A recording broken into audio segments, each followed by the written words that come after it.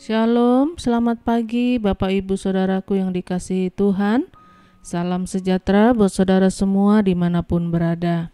Pagi hari ini saya kembali mengajak Bapak Ibu Saudara untuk bersaat teduh dan berdoa dalam renungan penuntun kehidupan setiap hari. Kiranya damai sejahtera dan sukacita oleh Roh Kudus senantiasa melimpah dalam hati dan kehidupan kita semua. Tema penuntun untuk hari ini adalah kepastian di dalam Yesus. Ayat bacaan kita terdapat di dalam Yesaya pasal yang ke-51, ayat yang ke-1 sampai ayat yang ke-3. Demikian bunyi firman Tuhan.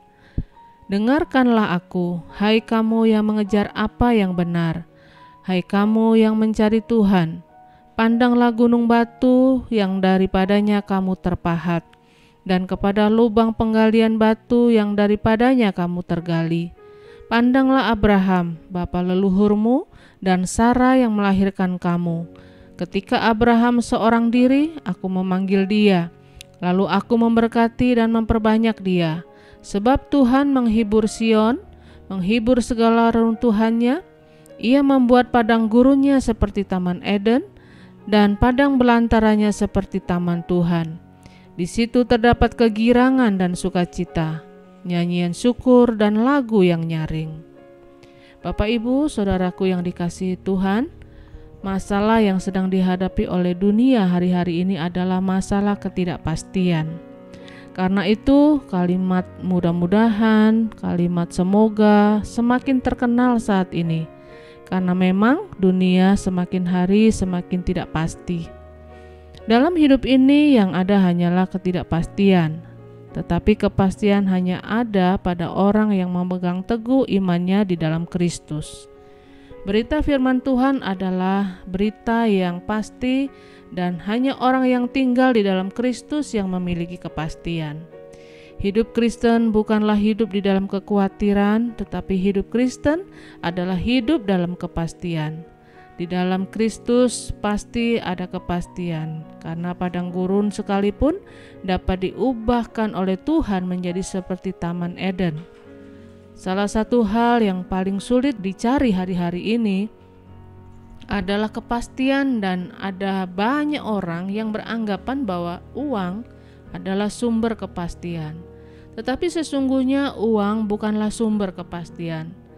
Karena yang menjadi sumber kepastian adalah pemahaman kita akan rencana Allah dalam hidup kita.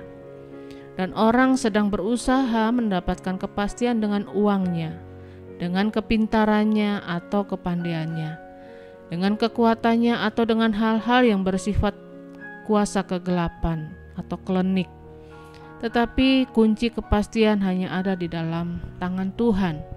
Karena itu kita harus menyadari keberadaan kita di dalam Tuhan, dan dengan menyadari keberadaan kita di dalam Tuhan, maka kita akan memiliki satu jaminan dan kepastian dalam setiap langkah dan keputusan yang akan kita kerjakan dalam hidup kita.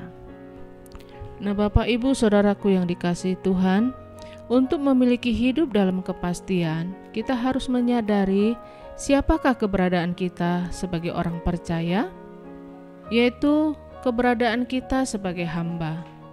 Sebagai hamba, Tuhan bertanggung jawab atas hidup kita.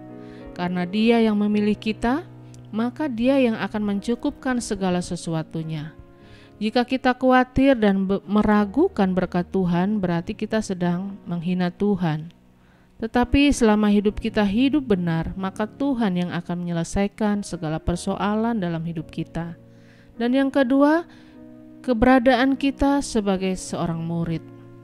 Kita bukan hanya menjadi seorang hamba, tetapi kita juga adalah murid di hadapan Tuhan.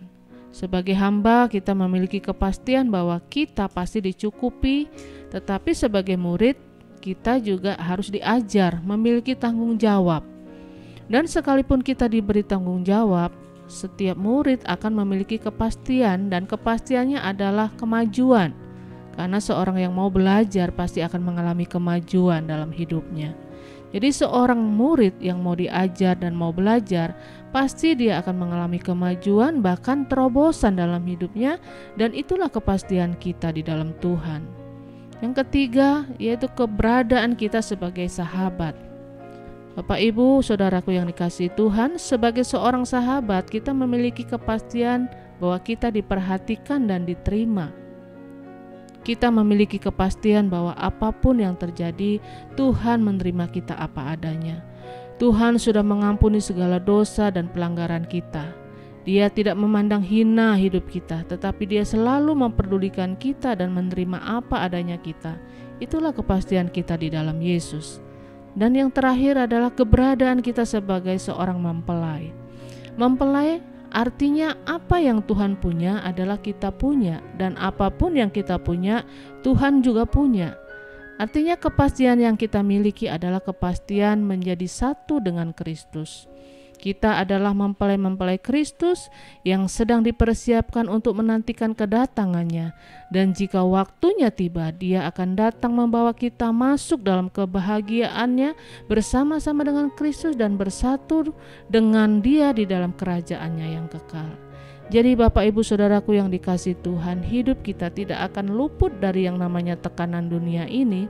Tujuannya agar kita tidak memiliki kepastian dalam hidup, namun dengan kesungguhan, ketekunan, serta perjuangan, maka kita akan tetap berjalan maju dan tidak akan pernah menyerah dalam segala tantangan yang harus kita hadapi dalam hidup ini, dan bahkan sampai kita meraih kepastian yang Tuhan janjikan. Amin. Mari kita berdoa. Bapa di dalam surga, kami bersyukur buat kekuatan, buat tuntunan-Mu pada hari ini lewat firman yang sudah kami dengarkan, yang sudah kami baca. Kami tahu di dalam hidup kami memiliki kepastian di dalam Engkau. Kami memiliki kepastian karena kami menyadari keberadaan kami sebagai seorang hamba, keberadaan kami sebagai seorang murid, dan keberadaan kami sebagai seorang sahabat, bahkan keberadaan kami sebagai seorang mempelai yang Tuhan janjikan dalam hidup kami.